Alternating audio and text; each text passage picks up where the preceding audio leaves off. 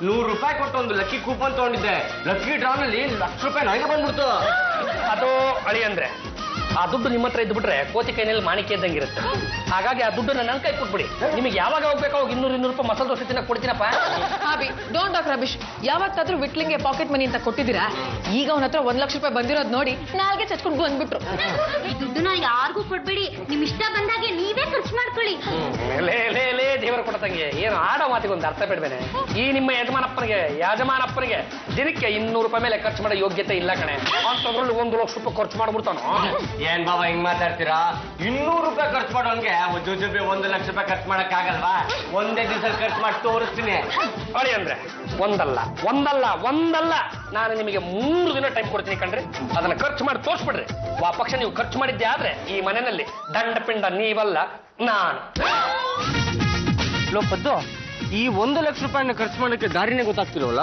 ಮನಸ್ಸಿದ್ದರೆ ಮಾರ್ಗ ಬಿಟ್ಲಾ, ಯಾವ್ದಾದ್ರು ಒಂದ್ ದಾರಿ ಇದ್ದೇ ಇರುತ್ತೆ. ಆದ್ರೆ ನೀನ್ ಯಾವ್ದೇ ಕಾರಣಕ್ಕೂ ಮನೆಯಿಂದ ಫೋನ್ ಬಂದ್ರೆ ಎತ್ತಕ್ ಹೋಗ್ಬೇಡ. ಆ ಪಾಂಡ್ರಂಗ ನಮಗ್ ಬೈಯೋದಕ್ಕೆ ಕಾಯ್ತಾ ಇರ್ತಾನೆ. ಯಾರಾದ್ರೂ ಸಹಾಯ ಮಾಡ್ತೀರ? ನಾ ತುಂಬಾ ಕಷ್ಟದಲ್ಲಿದ್ದೀನಿ, ಯಾರಾದ್ರೂ ಇದ್ದೀರಪ್ಪ? ಲೋಪದ್ದು ಪಾಪ ಕಣ, ಯಾವ್ದೋ ಹೆಂಗಸು ಕಷ್ಟದಲ್ಲಿದ್ದಾಳೆ ಏನ್ ಕಾಣುತ್ತೆ. ಖರ್ಚಿಗೆ ದಾರಿ ಆದ್ರೂ ಆಗ್ಬೋದು.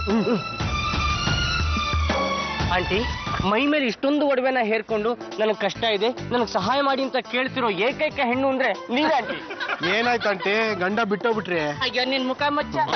ನಮ್ಮ ಯಜಮಾನ್ರು ಆಸ್ಪತ್ರೆಯಲ್ಲಿ ಮಲಗಿದ್ದಾರೆ, ಅವ್ರಿಗೆ ಹಾರ್ಟ್ ಆಪರೇಷನ್ ಮಾಡ್ಬೇಕು. ₹1,00,000 ಕೊಟ್ಟು ನಂಗೆ ಸಹಾಯ ಮಾಡ್ತೀರಾ? ಅಷ್ಟೇ ತಾನೆ ಆಂಟಿ? ಖರ್ಚಿಗೆ ಕೊಡ್ತೀರಾ ಒಂದು?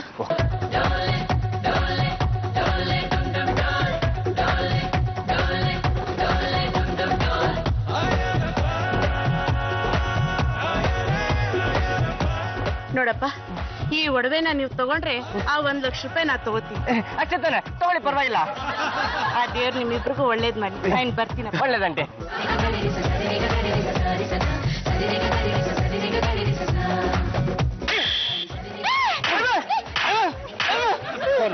ಫೋನ್ ಯಾಕೆ ಸ್ವಿಚ್ ಆಫ್ ಮಾಡ್ಕೊಂಡಿದ್ದೆ? ನೀನು ಬೈತ ಅಂತ ನಾನೇ ಸ್ವಿಚ್ ಆಫ್ ಮಾಡಕ್ ಕೇಳಿದ್ನು. ಇದಕ್ಕೆ ಕುಮ್ಮಕ್ ಕೊಟ್ಟವ್ರು ತಾವೇ. ತಗೊಳ್ಳಿಪ್ಪ. ಏನಪ್ಪ ₹1,00,000 ಏನ್ ಮಾಡಿದ್ರಿ? ಕೊಟ್ವಿ ಅಂತ ದೊಡ್ಡದಾಗಿ ಹೇಳ್ತಾ ಇದ್ರಲ್ಲ, ಅದು 6 ಕೊಟ್ಬಿಟ್ಟು ಬಂದ್ರಪ್ಪ. ಬಾಬಾ, ರಸ್ತೆಲಿ ಯಾವ್ದೋ ಆಂಟಿ ಸಿಕ್ಕಿದ್ರು. ಅಂಕಲ್ಗೆ ಹುಷಾರಿಲ್ಲ, ಹಾರ್ಟ್ ಆಪರೇಷನ್ಗೆ ₹1,00,000 ದುಡ್ಡು ಬೇಕು ಅಂತ ಕೇಳಿದ್ರು. ಅದಕ್ಕೆ ಕೊಟ್ಬಿಟ್ವಿ. ಅದ್ರ ಬದ್ಲಾಗಿ ನೋಡೋ ಎಷ್ಟೊಂದು ಒಡವೆ ಕೊಟ್ಟಿದ್ದಾರೆ. ಎಲ್ಲ ಒರಿಜಿನಲ್ ಕಣೆ. ದರಿದ್ರಕ್ಕೆ ಏನಿಲ್ಲ ಅಂದ್ರು ಹತ್ತತ್ರ ಒಂದು ₹4,00,000 ಬೆಲೆ ಬಾಳುತ್ತೆ. ನೀವ್ ಅದೇನ್ ಮಾಡ್ತಿರೋ ಎತ್ತ ಮಾಡ್ತಿರೋ ನನಗಂತೂ ಗೊತ್ತಿಲ್ಲ. ಇನ್ನು ಎರಡು ದಿನ ಟೈಮ್ ಇದೆ. ಅಷ್ಟರಲ್ಲಿ ಇದನ್ನ ಖರ್ಚು ಮಾಡ್ಕೊಂಡ್ರೆ ಮಾತ್ರ ಮನೆಗೆ ಬನ್ನಿ, ಇಲ್ಲಾಂದ್ರೆ ಹಂಗೆ ಸುರ್ಗಾಡಿ ಹೊಟ್ಬಿಡಿ.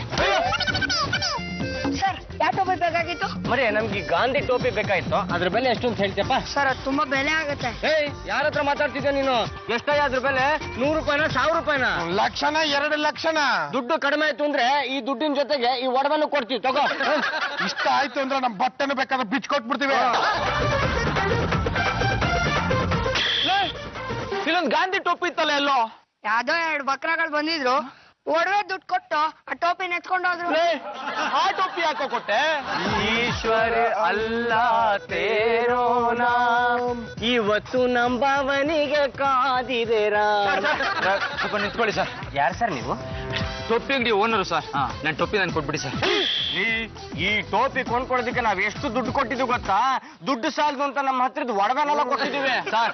ನಿಮ್ ದುಡ್ಡು ಒಡವೆ ಎಲ್ಲ ನೀವೇ ತಗೊಂಡ್ಬಿಡಿ ಸರ್. ಈ ಟೋಪಿ ನಾನು ಕೊಟ್ಬಿಡಿ ಸರ್. ಯಾಕ್ರಿ ಕೊಡ್ಬೇಕು ಸರ್?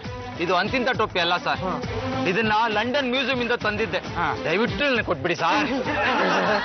ಸರ್, ಈ ಟೊಪ್ಪಿ ಸಿಕ್ಕಿದ ಖುಷಿಯಲ್ಲಿ ಈ ಬ್ರೀಫ್ ಕೇಸ್ ನೀವೇ ಇಟ್ಕೊಂಡ್ಬಿಡಿ ಸರ್. ಏನಿದೆ ಇದರಲ್ಲಿ? ₹1,00,000. ಏನಾಯ್ತು? ಯಾಕಪ್ಪ ನಮ್ಮ ಅಣ್ಣನ ಕಾಲನ್ನ ಹಿಡ್ಕೊಂಡ್ರಿ? ಹೇಳುವುದಕ್ಕೂ ಕೇಳುವುದಕ್ಕೂ ಇದು ಸಭೆಯವಲ್ಲ ಪಲ್ಲು. ನೀವೇನಪ್ಪ ಮಾಡಿದ್ರಿ? ಗೆದ್ದ ಕಡೆ ನಿಮ್ಮ ಅಣ್ಣ ಗೆದ್ದ. ಎಷ್ಟೇ ಪ್ರಯತ್ನ ಪಟ್ಟರು ದುಡ್ಡನ್ನು ನಮ್ ಕೈ ಖರ್ಚು ಮಾಡಕ್ ಆಗ್ಲಿಲ್ಲ. ಒಂದೇ ಒಂದ್ ಚಾನ್ಸ್ ಸಿಕ್ಕಿತ್ತು, ಅದು ಜಸ್ಟ್ ಮಿಸ್ ಆಗೋಯ್ತು. ಮತ್ತೆ ಕೈ ಬಿಸ್ಕೊಂಡು ಬರ್ತಾ ಇದ್ರಲ್ಲ, ದುಡ್ಡು ಒಡವೆಗಳು ಎಲ್ರಪ್ಪ? ಆ ದುಡ್ಡು ಒಡವೆನ ಖರ್ಚು ಮಾಡಕ್ ಆಗಿಲ್ಲ ಅಂದ್ಮೇಲೆ ಅದನ್ನ ಇಟ್ಕೊಂಡು ಏನು ಉಪಯೋಗ ಅಂತೇಳಿ ತಗೊಂಡೋಗಿ ಕೆಂಗೇರಿ ಮೊರಗ್ ಬಿಸಾಕ್ಬಿಟ್ವಿ.